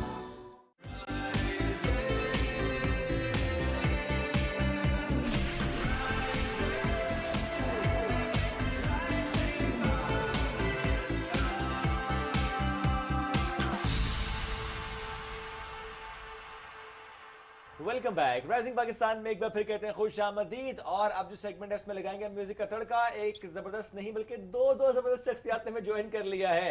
जब हम बात करते हैं म्यूजिक की, जब हम बात करते हैं सिंगिंग की, तो जिस तरीके से पाकिस्तान के म्यूजिशियंस पूरी दुनिया में नाम बना रहे हैं, तो आज ऐसे ही एक म्यूजिशियन एंड सिंगर ने हमें ज्वाइन किया है जिनकी यूँ तो मुख्तलिफ एजाज़ात हैं, लेकिन चले मैं चंद एक का जिक्र यहाँ पर कर लेता हूँ। कौमी तराना 14 म्यूजिकल इंस्ट्रूमेंट में, चूँकि 14 म्यूजिकल इंस्ट्रूमेंट बजाना जानते हैं, इसके साथ साथ मुख्तलिफ ज़बानों में गा चुके हैं। और जब 7 बरस के थे, पाकिस्तान टेलीविजन से अपने फ़नी करियर का उन्होंने आगाज़ किया था। तो वो तो चल रहे हैं, चल रहे हैं। उन्होंने अपनी बेटी को भी इस अंदाज से ट्रेन किया कि उनकी जो बेटी रुशना है वो भी सिंगिंग में माशाल्लाह बड़ा आगे जाती हुई नजर आ रही है। बड़ा प्यारा और गाती हैं। सबसे इंटरेस्टिंग बात भी हम बताते चलें कि जी आबदा जी, हाँ, आबदा परवीन साहिबा, जिनके साथ मुलाकात का शर्फ किसी को मिल जाए तो हम कहते हैं कि बड़ी बात है जी, कि इतनी बड़ी लेजेंड उनके साथ आप मिल रहे हैं, उनको सुन रहे हैं लाइव। तो जो इनके अब्बा साहब हैं, वो शागिर्द हैं आबदा जी के, और ये एक बड़े ऑनर की बात है। और सोचिए कि जो आबदा जी के शागिर्द हैं, उनकी आवाज में कितनी पुख्तगी होगी, कितनी खूबसूरती होगी, पर्सनैलिटी में कितनी पुख्तगी होगी। तो शहरी खान ने भी मैं ज्वाइन किया, उनकी बेटी रुशना ने भी मैं ज्वाइन किया। रुशना अभी 9th क्लास की स्टूडेंट है, लेकिन सिंगिंग में किस तरीके से आगे बढ़ी, हम उस जर्नी पर भी आज बात करेंगे। दोनों को वेलकम करते हैं। अस्सलाम वालेकुम जी, कैसे हैं आप लोग? बिल्कुल ठीक ठाक, आप कैसे हैं? जबरदस्त, बिल्कुल ठीक ठाक, बेहतरीन। 7 बरस के थे जब आगाज़ किया था पीटीवी से, और आज जब दोबारा पीटीवी में है इस वक्त, है पूरी जर्नी आपकी अपनी जगह, but how do you feel? बहुत अच्छा लगता है, बड़ा प्राउड फील होता है। अमूमन अपने बहुत सारे दोस्तों को बताते हुए कि यार आप क्या मेरे सामने बता रहे हो। मैं तो जब 7 साल का था तब मैं पीटीवी पे गाया करता था, तो इस बिहाफ पे बड़ी खुशी, एक बड़ा प्राउड फील होता है, क्योंकि पीटीवी जो भी कर लें, दादा अबू चैनल है, सही बात है, सबके दादा अबू चैनल है, और जो जिसके पास पीटीवी की सनद है, ये पीटीवी का सर्टिफिकेट है, या पीटीवी पे परफॉर्म कर चुके हैं, मेरे ख्याल से वो कहीं भी। That's great. रुशना, कैसी चल रही है जिंदगी? अच्छी चल रही है। सिंगिंग का शौक था या बाबा को देख के शौक पैदा हुआ है? शौक भी था और पापा को देखते भी सीखा है। पापा को देख के ज्यादा सीखा है जी। ज़रा घर में पापा थे तो आपने कहा कि ये कर लूं, ज्यादा बेहतर है। अच्छा, बड़ी ब्लेसिंग भी होती है ना, एक तरफ ब्लेसिंग भी होती है, दूसरी तरफ एक थोड़ी सी रिस्पांसिबिलिटी ज्यादा हो जाती है कि डांट वांट भी पड़ती होगी, और ज्यादा रियाजत तो नहीं करवाते, ज्यादा प्रैक्टिस तो नहीं करवाते? नहीं, अपने शौक से सीखती हूँ। कितनी देर प्रैक्टिस करवाते हैं बाबा? प्रैक्टिस दिन में आधा घंटा, 15 मिनट, 20 मिनट, 1 घंटा, कितना टाइम म्यूजिक को देती हो?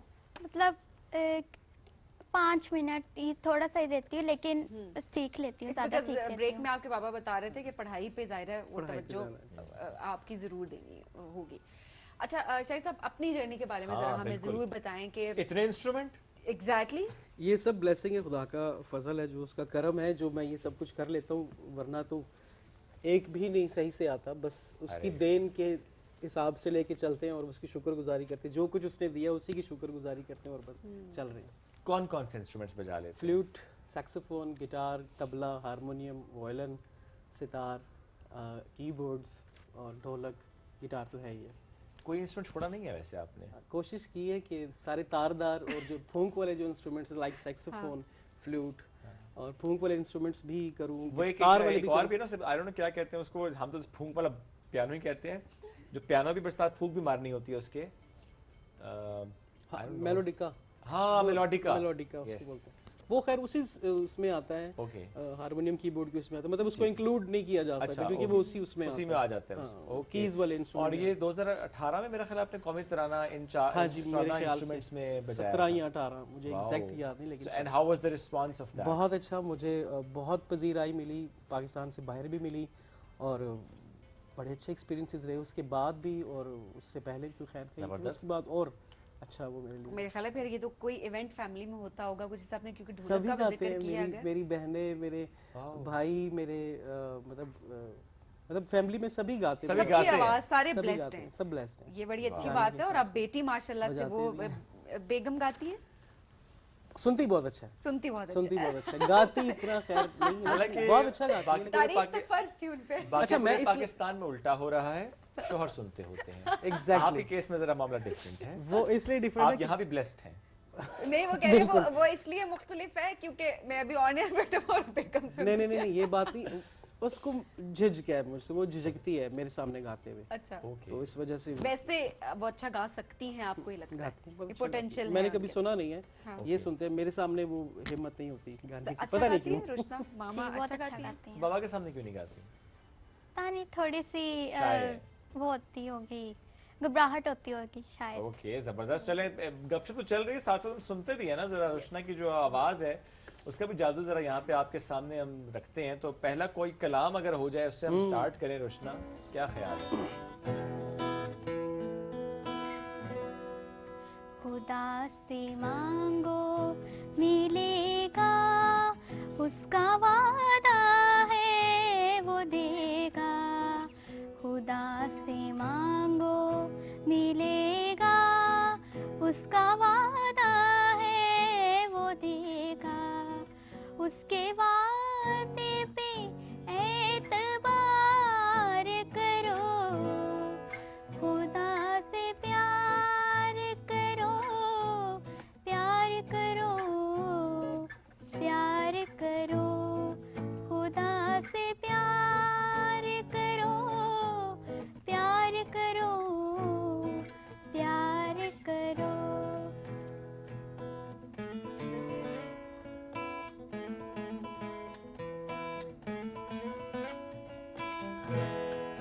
पहले उसकी बादशाहत, उसकी राह चुनो।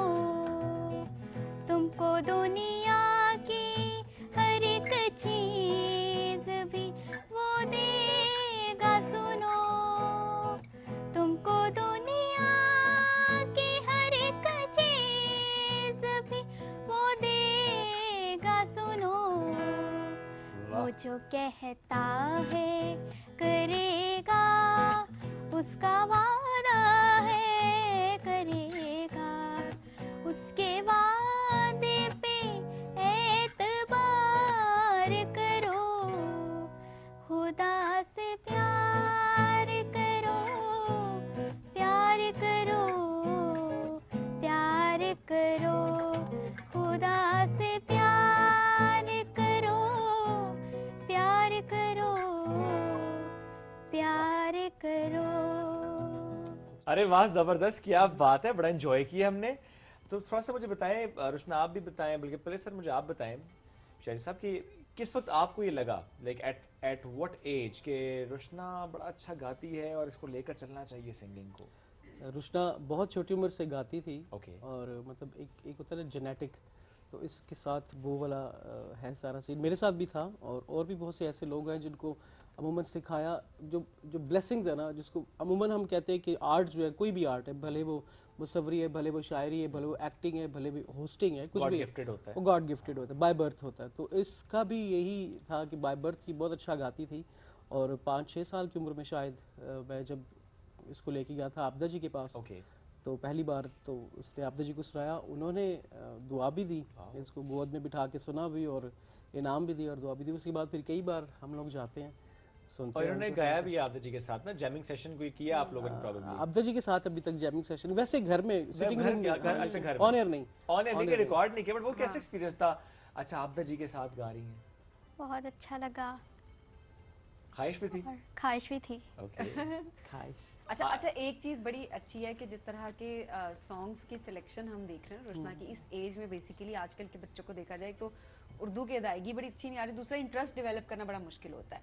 तो उस पर्सपेक्टिव से देखा जाए तो आपने मेरे ख्याल है शुरू से इनको अच्छे एक वो कहते हैं ना ज़ौक की तरफ आप लेकर गए हैं, तो ये एक बड़ी बात होती है। कृष्णा थोड़ा सा बताएं कि जब भी फैमिली गैदरिंग्स होती हैं तो जिस तरह शहरी भाई ने बताया कि अच्छा उस पूरे ख़ानदान में सब गाते हैं तकरीबन, सो फरमाइश क्या होती है इनसे, किस गाने की फरमाइश ज़्यादा लोग करते हैं? आबदा जी के भी।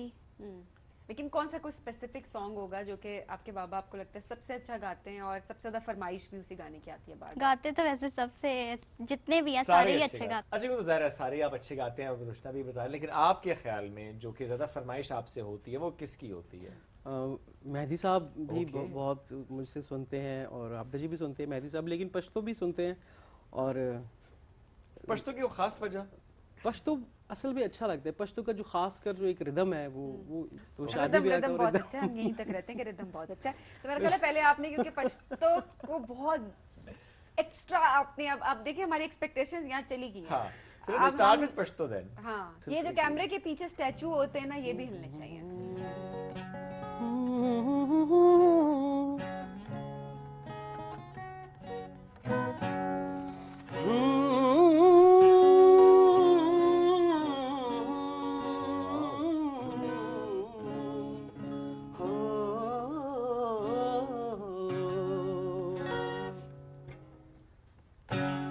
सच में पतन तिरिगी कमियतंता पतादा या मिजड़ खबर दे आजमा बदनता पतादा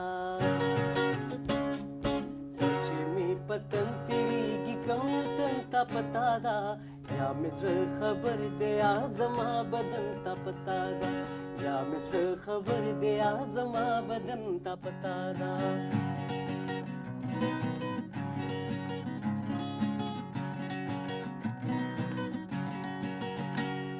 शमसत सादायच दखलोना वफा غوړې हो शमसत सादायच दखलोना वफा غوړې शमसत सादायच दखलोना वफा غوړې خلې وفا نکي वफा न के दलता अरियतम ता पतारा या मिजर खबर दे आजमा बदन ता पतारा सच्चे में पतन तेरी की कमियतम ता पतारा या मिजर खबर दे आजमा बदन ता पतारा या मिजर खबर दे आजमा बदन ता पतारा। वाह वाह भाई वाओ, बहुत एंजॉय किया है। सभी जरा प्लीज ट्रांसलेट करें इसको। मैं ट्रांसलेट नहीं कर सकती, लेकिन मैंने बताया था जो कैमरे के पीछे के हमारे स्टैचूज हैं हिल गए थे कि वो भी हिले हैं। पश्तो का शौक just because you are from Peshawar, that's why? Okay. मेरे वालिद साहब 8 किस्म की पश्तो बोलते थे। वाओ। और 8 डायलेक्ट्स तकरीबन।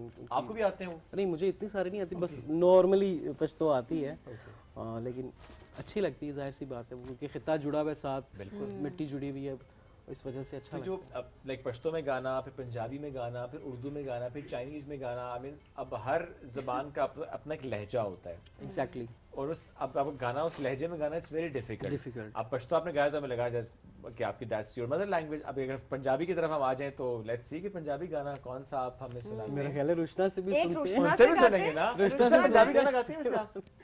नहीं, मेरे ख्याल थोड़ा सा जो प्रिपेयर किया हुआ उन पे छोड़ते हैं, बाकी फिर दोबारा हम पंजाबी पे शायरी साहब आते हैं। चलें ऐसे गाना। मदर्स डे वाला सुना दो आप। हाँ, मदर्स डे पे कोई गाना बिल्कुल सही है, अभी रिसेंट गुजरा भी है, बिल्कुल ठीक है जी। माओ को ट्रिब्यूट फ्रॉम रुशना।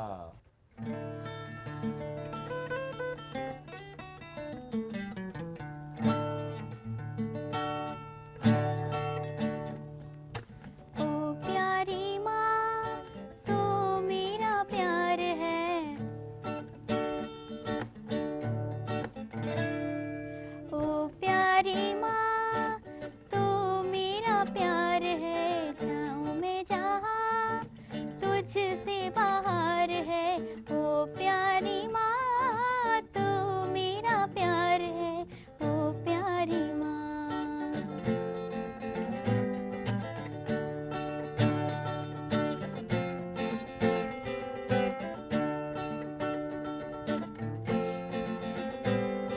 दुनिया है रोशन मेरी तेरे ही दम से,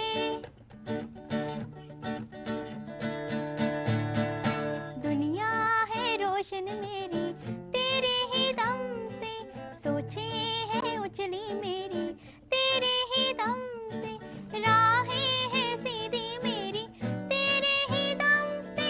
हाथ तेरे गोद तेरी नींद का उतार है। ओ प्यारी माँ तू मेरा प्यार है, ओ प्यारी माँ तू मेरा प्यार है। जाऊं मैं जहाँ तुझसे बाहर है। ओ प्यारी माँ तू मेरा प्यार है।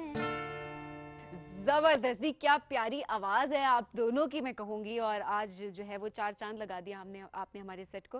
रुशना आपका बहुत शुक्रिया प्रोग्राम में ज्वाइन करने के लिए, शहरी आपका बहुत शुक्रिया प्रोग्राम में ज्वाइन करने के लिए। नाज़रीन हम बढ़ेंगे एक ब्रेक की जानिब, stay with us.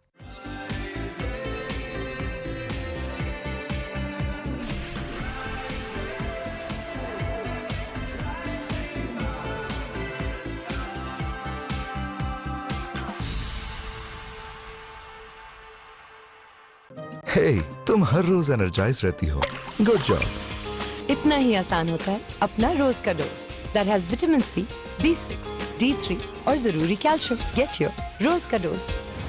Give your best हर रोज।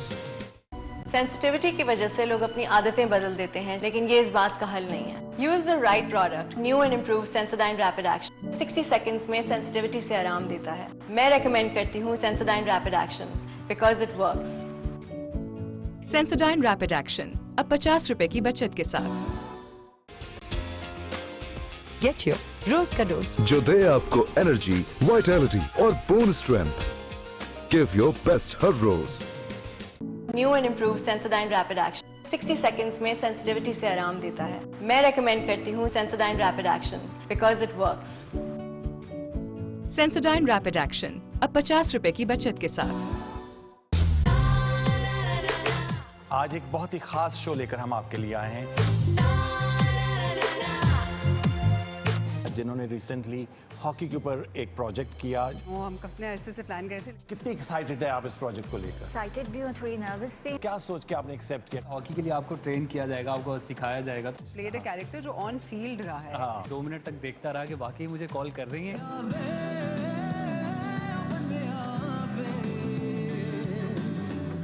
This is high time that we should talk about it. मेरे लिए तो खुशी की बात होती। सितारों का जहां।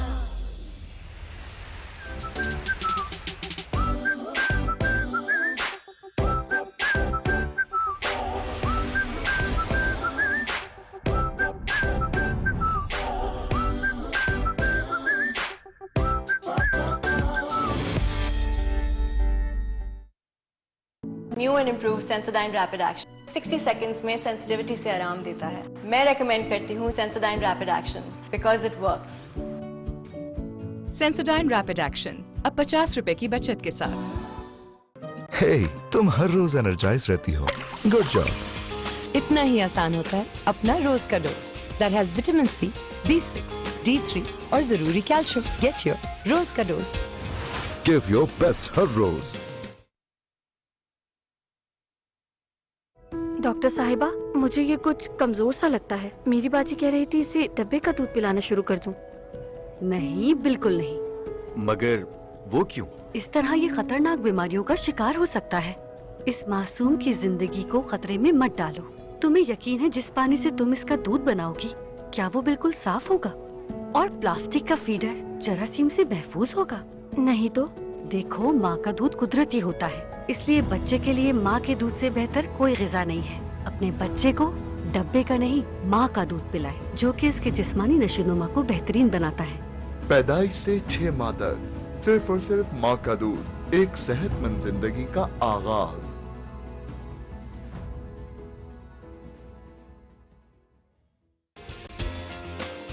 Get your Rose ka dose. जो दे आपको एनर्जी, वाइटैलिटी और bone strength. Give your best हर रोज। New and improve Sensodyne rapid action 60 seconds में सेंसिटिविटी से आराम देता है। मैं रेकमेंड करती हूँ Sensodyne rapid action because it works. Sensodyne Rapid Action, अब 50 रुपए की बचत के साथ।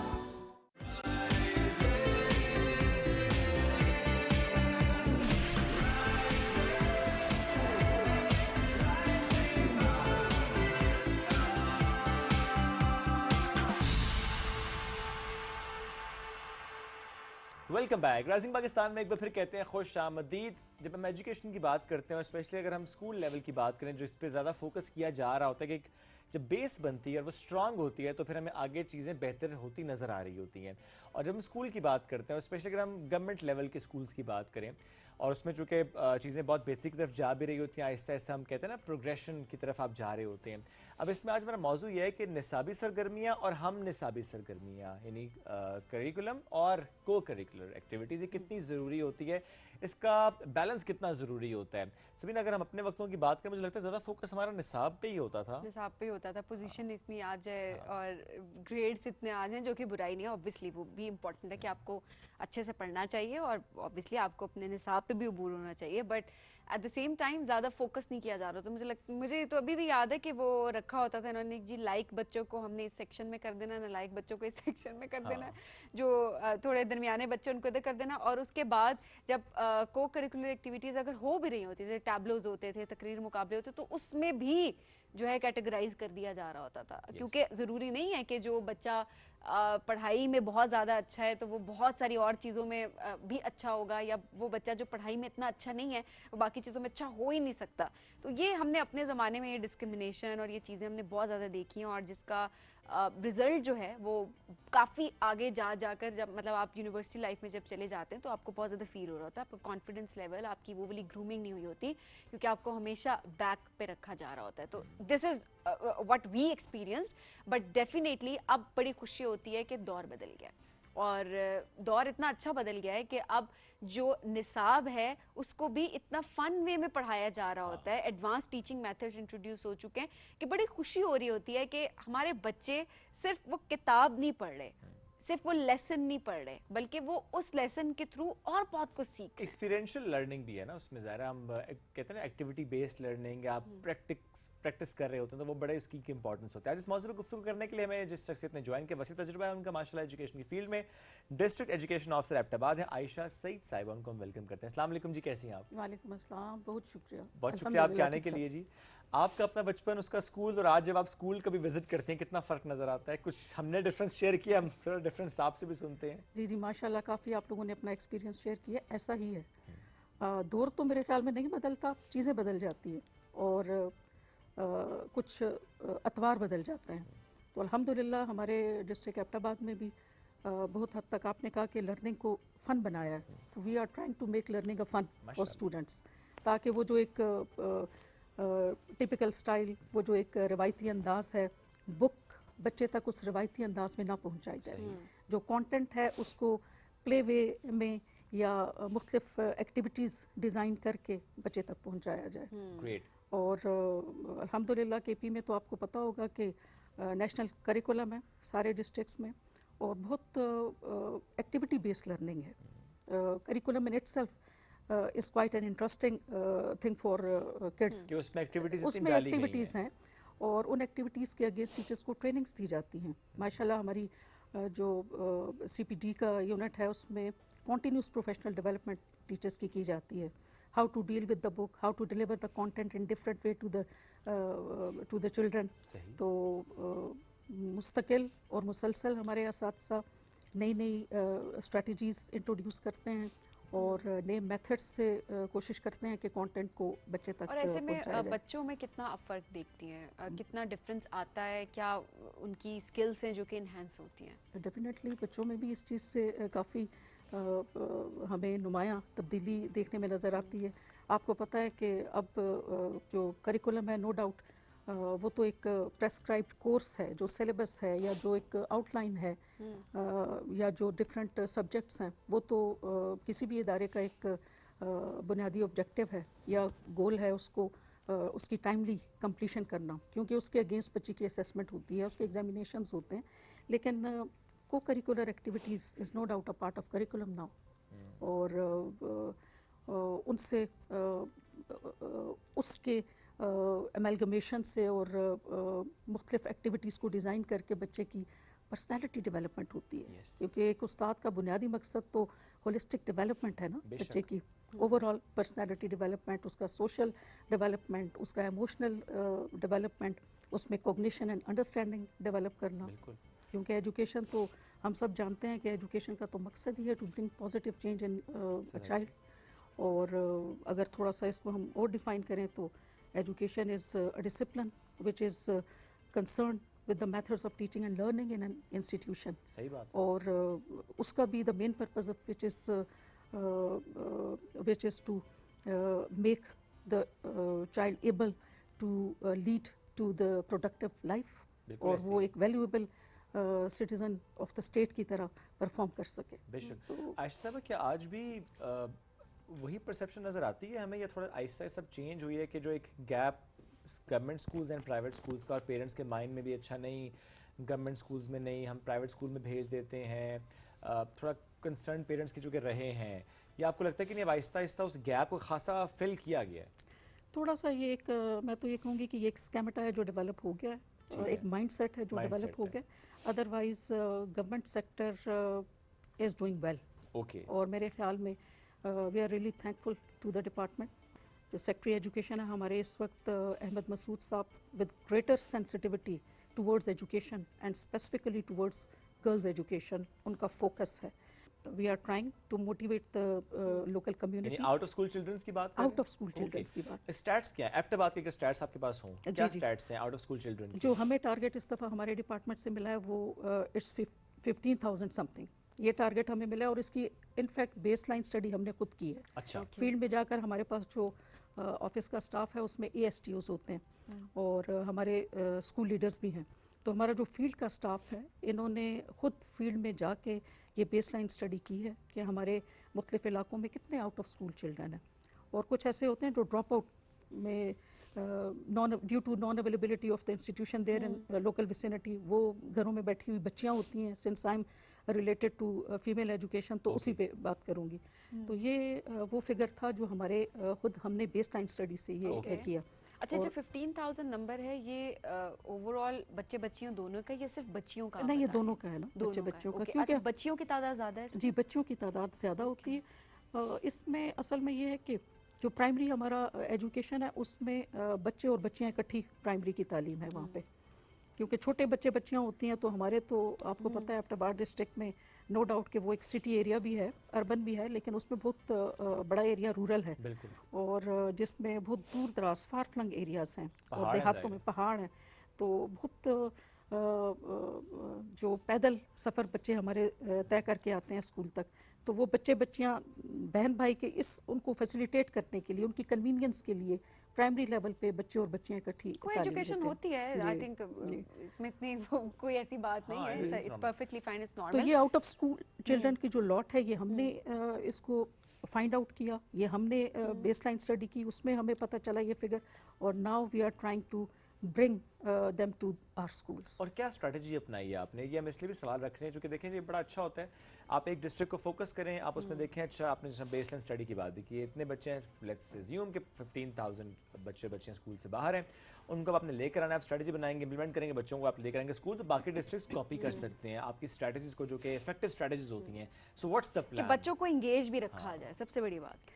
बिल्कुल, ये बच्चों को डिफरेंट इस वक्त हमारे डिस्ट्रिक्ट में 9 से ज़्यादा कुछ इस तरह की स्ट्रेटजीज़ हैं जिनके थ्रू हम बच्चों को स्कूल लाने के लिए अपनी एफर्ट्स कर रहे हैं, और जिनमें डोर टू डोर कैंपेन्स हैं, जिनमें meetings with influential members of the society है, जिनमें हम पॉलिटिकल मेंबर्स की भी हेल्प लेते हैं, उनकी सपोर्ट भी लेते हैं, और उलमास के साथ भी मीटिंग हम करते हैं, और बाज़ जगहों पे हमारे इलाकों में जिरगा ट्रेंड है, तो वो हम कोशिश करते हैं कि जिन लोगों पे कम्युनिटी का ट्रस्ट है उनको वो हमारी सपोर्ट के लिए आगे आएँ, और इसी तरह मोटिवेशनल स्पीकर्स को हम बुलाते हैं, और आपस में ऑफिस लेवल पे और फील्ड में मीटिंग्स करते हैं। हमारे हर स्कूल में अल्हम्दुलिल्लाह पीटीसीज बनी हुई हैं, पेरेंट टीचर काउंसिल्स हैं।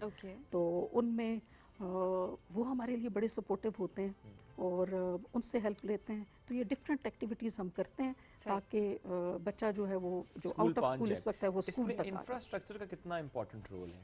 Infrastructure is no doubt very important, और उस पर गवर्नमेंट, जिस तरह गवर्नमेंट हमारी डिपार्टमेंट जो है has been taking very effective measures to increase enrollment, और इस पॉइंट ऑफ व्यू से वो बिल्डिंग इंफ्रास्ट्रक्चर अगर स्कूल का है तो उसमें भी फंडिंग की जाती है। जो बेसिक फैसिलिटीज़ जहाँ पे मिसिंग हैं उनको एड्रेस किया जाता है, और जो भी मेजर्स डिपार्टमेंट ले सकता है to increase enrollment and to develop trust of the public on government sector, तो वो किए जाते हैं। और आप बता भी रही हैं कि एक ट्रस्ट डेफिसिट जो है उसको कम करने की पूरी कोशिश की जा रही है, और वो रिजल्ट भी सामने आ रहे हैं। और अल्हम्दुलिल्लाह मैं बल्कि आपके साथ शेयर करना चाहूँगी कि हमारे पास जो टीचर्स हैं वो माशाल्लाह एक अच्छी लॉट हमारे पास है, वेल क्वालिफाइड टीचर्स है हमारे पास। और आप लोगों को पता होगा कि ये पहले एनटीएस के थ्रू आते थे, ईटा के थ्रू अब ये एवेलुएशन टेस्टिंग एजेंसी है जिसके थ्रू ये टीचर्स हमारे पास आते हैं, और इनको इन सर्विस ट्रेनिंग दी जाती है। 9 months का कोर्स करवाया जाता है before they are set into the field, और ताकि वो जो पेडागोजिकल स्किल्स उनमें डेवलप किए जाते हैं, और वही कि उनको ये बताया जाता है कि आप किस तरह at convenience of the child, उसके कंफर्ट लेवल को देखते हुए किस तरह आप ये जो नॉलेज है वो उस तक पहुंचाएंगे। और क्लासरूम मैनेजमेंट उनको बताई जाती है, स्कूल एटमॉस्फेयर को कैसा रखना है, उसका एनवायरनमेंट कैसा होना चाहिए, कंडीसिव लर्निंग एनवायरनमेंट के लिए वो क्या टाइम टू टाइम ट्रेनिंग्स होती है या बस 9 months का कोर्स करके देन वो फील्ड में होती रहती है? ट्रेनिंग्स तो होती रहती है। मैंने आपको बताया ना सीपीडी के अंडर जो कॉन्टिन्यूस प्रोफेशनल डेवलपमेंट है, तो वो टीचर्स के ये बड़ी एक वैसे ज़बरदस्त बात है, बिकॉज हम हमेशा इसके ऊपर बात कर रहे होते हैं कि हम करिकुलम की बात कर रहे होते हैं, हम बच्चों की बात कर रहे होते हैं, पेरेंट्स की बात, हम टीचर्स की बात कभी नहीं कर रहे होते कि हमारे टीचर्स कितने क्वालिफाइड होने चाहिए, बिकॉज आधा दिन बच्चे स्कूल में गुजारते हैं, उन टीचर्स के दरमियान गुजारते हैं। वो टीचर्स का बहुत किरदार है कि वो बच्चों को पढ़ाते किस तरीके से हैं। और फिर सिंक होना पेरेंट्स और टीचर्स का आपस में सिंक होना बहुत ज़्यादा ज़रूरी है। तो वो जिस तरह आप बता रही हैं कि पीटीसीज आपने बनाई हुई है, पेरेंट टीचर काउंसिल बनी हुई है, काउंसिल बनी हुई है, और उसमें जो है इंटरेक्शन होती रहती है, बिल्कुल इंटरेक्शन होती है। और ये जो टीचर्स की आपने बात की, तो teachers is directly linked with the child, तो मेरे ख्याल में उस्ताद से ज़्यादा तो वो पेरेंट्स से ज़्यादा क्लोजर है, क्लोजर टू द चाइल्ड ना। यस। और मैं आपको बड़ी इंटरेस्टिंग एक बात यहाँ पे बताऊंगी। मेरी बच्ची अब तो माशाल्लाह she is in grade 7th, वो ग्रेड 1 में थी आई थिंक या 2 में थी। उसने एक दिन बहस कर रही थी मेरे साथ, वो शुरू से इस टाइप की तो वो मेरे साथ बहस कर रही थी। मैंने उससे कहा लुक फातिमा, उसका नाम है, मैंने कहा look Fatima, mama is always right. तो एकदम मुझे पलट के कहती है no, ma'am is always right. अब आप देखें, आई वाज जस्ट स्टक, मैं क्या कह सकती थी। शी वाज क्वाइट राइट ना। हाँ, शी वाज राइट एक्चुअली। और ये हमारे बच्चे ऐसे ही है, वो कोई बात उनसे करो, मुझे अब याद नहीं कि इसी तरह कोई चीज़ थी जो बच्चा पढ़ते पढ़ते, मूसा मेरा बेटा, उसने मुझे कहा, तो मैंने कहा नहीं बेटा, I think it's not like this, no बाबा you don't know, my teacher is right. तो वो कहते हैं माँ बाप को कुछ नहीं पता, जो टीचर को पता है वही ठीक है। अच्छा, वो देखिए ना, अच्छी बात है वो जो स्पेस है ना, हम जो पहले हम जिक्र भी कर रहे थे अपनी ओपनिंग में भी हम बात कर रहे थे कि हमारे ज़माने में हम टीचर से बात करें, अगला सवाल करते हुए जो है हमें डर लग रहा होता है। बिल्कुल, अब डर शुक्र है वो ख़त्म हो रहा है, वो स्पेस दी जा रही है बच्चों को कि टीचर और जो स्टूडेंट है वो आपस में कनेक्ट कर सके, ताकि बच्चा 10 बार भी सवाल पूछे तो वो पूछने की उसमें कॉन्फिडेंस हो। अब तो इनफैक्ट हम बच्चे को मोटिवेट करते हैं टू आस्क क्वेश्चंस। बेटा, unless you ask question how will you understand. आप ये देखिए, अब तो जितनी अच्छी यूनिवर्सिटीज हैं वहाँ पे तो शायद पढ़ाने का तरीका भी ऐसे है कि वो अब कहते हैं कि आप पहले से पढ़ के आएंगे, आपके क्वेश्चंस के मार्क्स होंगे, और दैट टू क्वालिटी क्वेश्चंस के मार्क्स। ये नहीं you can ask question for the sake of asking questions, हाँ, क्वालिटी क्वेश्चन कि जो वैल्यू ऐड करे उस डिस्कशन में। तो ये बड़ा बाहर की जिस तरह से बात करें शोएब, आयशा भाई ज़रूर बताइएगा कि क्या इंटरनेशनल ट्रेनिंग्स भी करवाई जाती हैं या इंटरनेशनल ट्रेनर्स को बुलाकर भी ट्रेन, ये आई एम जस्ट आस्किंग कि कोई चीज़ इस तरह की पाइपलाइन में हो, या ये बड़ी ज़रूरी चीज़ होती है। मैंने कुछ ऐसे एक्सचेंज प्रोग्राम्स देखे हैं जिसमें जब टीचर्स बाहर जाते हैं एक्सचेंज प्रोग्राम पे, जब वो वापस आते हैं अपनी कम्युनिटी को सर्व कर रहे होते हैं, तो वो एक बड़ा ही डिफरेंस नजर आ रहा है, डिफरेंट एक्सपोजर। और वो बाकी अगर 50 टीचर्स हैं तो वो एक टीचर स्टैंड आउट कर रहा होता है, कर रही होती है, जो कि बाहर से ट्रेनिंग लेकर आए हुए हैं। बिकॉज देखिए अब दौर बदल रहा है, हमने अपने बच्चों को ग्लोबल अपॉर्चुनिटीज़ के लिए तैयार करना है, तो ग्लोबल टीचिंग स्टैंडर्ड्स के मुताबिक भी तो हमें चलना होगा ना। ऐसा ही है ये जो मैं आपको बता रही हूँ कि हमारी इंडक्शन प्रोग्राम जो चल रहा है या जो सीपीडी की ट्रेनिंग्स हो रही है, ये माशाल्लाह बड़े मॉडर्न डिज़ाइन पे हैं ये सारी। और ये माशाल्लाह जितनी भी मॉडर्न टेक्नोलॉजी है उससे टीचर्स को इंट्रोड्यूस करवाते हैं।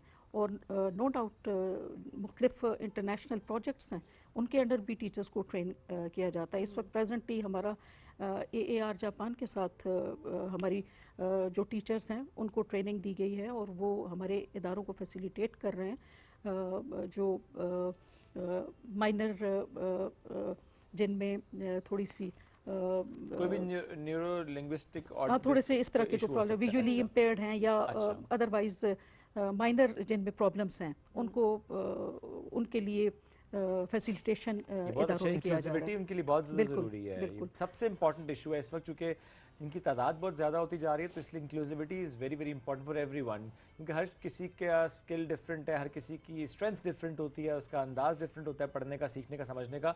तो हमें अपनी टीचिंग मेथड्स में ये चीज़ें अडॉप्ट करनी है ताकि हम सब बच्चों को साथ लेकर चल सकें। गवर्नमेंट सेक्टर पे भी इसमें काम हो रहा है। हमारे स्कूलों में माशाल्लाह रैंप्स कंस्ट्रक्ट हो रहे हैं और उनको फैसिलिटेट ऐसे बच्चों को फैसिलिटेट करने के लिए जो माइनर डिसेबिलिटीज़ के साथ हैं, जिनको हम अपने इदारों में नॉर्मल बच्चों के साथ रख सकते हैं, उनके लिए माशाल्लाह गवर्नमेंट इज़ वेरी सेंसिटाइज्ड और उनके लिए मुख्तलिफ इदारों में चाइल्ड फ्रेंडली एटमॉस्फेयर उनके लिए डेवलप किया। बहुत ज़रूरी है कि वो एटमॉस्फेयर ऐसा हो ताकि एक्सेसिबल हो जाए आपके लिए वहाँ पर पहुँचना। अच्छा, अभी आपसे पहले जो हमारा मौजूद था वो चाइल्ड लेबर के खात्मे से मुतालिक भी हम बात करते हैं, ओवरऑल जो पाकिस्तान की सिचुएशन है। सो मैं ज़रूर आपसे ये सवाल भी करूँगा, एबटाबाद में जब आप लोगों ने ये स्टडी किया कि 15,000 स्टूडेंट्स आउट ऑफ स्कूल हैं, सो क्या इसमें ये मामला था इन्फ्लेशन वाला मामला, या ये कि अच्छा बच्चों से मजदूरी करवानी है या बच्चे एक एसेट हैं तो इसलिए हम बस बच्चों को कहीं ना कहीं भेज दे काम कर लें, ये वाला एस्पेक्ट भी है वहाँ पे या ये नहीं है? नहीं है बिल्कुल। अच्छा। क्योंकि एबटाबाद दो इट्स अ मॉडर्न सिटी, लेकिन मैंने आपको बताया कि उसका एक बहुत बड़ा एरिया जो है वो रूरल भी है, जिसमें हमारे बहुत दूर दराज के सर्कल्स हैं। सर्कल बोई है हमारा, बीरोट है, लोरा का साइड है, तो ऐसे एरियाज़ हैं। नथ्या गली हमारा एक एरिया है। ऐसे एरियाज़ हैं जहाँ पे पॉवर्टी लेवल बहुत ज़्यादा है। तो जब हम ये मैंने आपको बताया कि मुख्तलिफ एक्टिविटीज़ करते हैं, तो हमारे जो ASTOs हैं, जो फील्ड ऑफिसर्स हैं, वो डोर टू डोर कैंपेन भी करते हैं। तो बाज़ घरों में बड़ी with special reference to girls education बड़ी रिलक्टेंसी है, still people are reluctant to send their girls to schools. तो उसका एक बेसिक रीज़न ये भी है, एक तो ये है कि अवेयरनेस नहीं है, वो लैक ऑफ एजुकेशन है, वो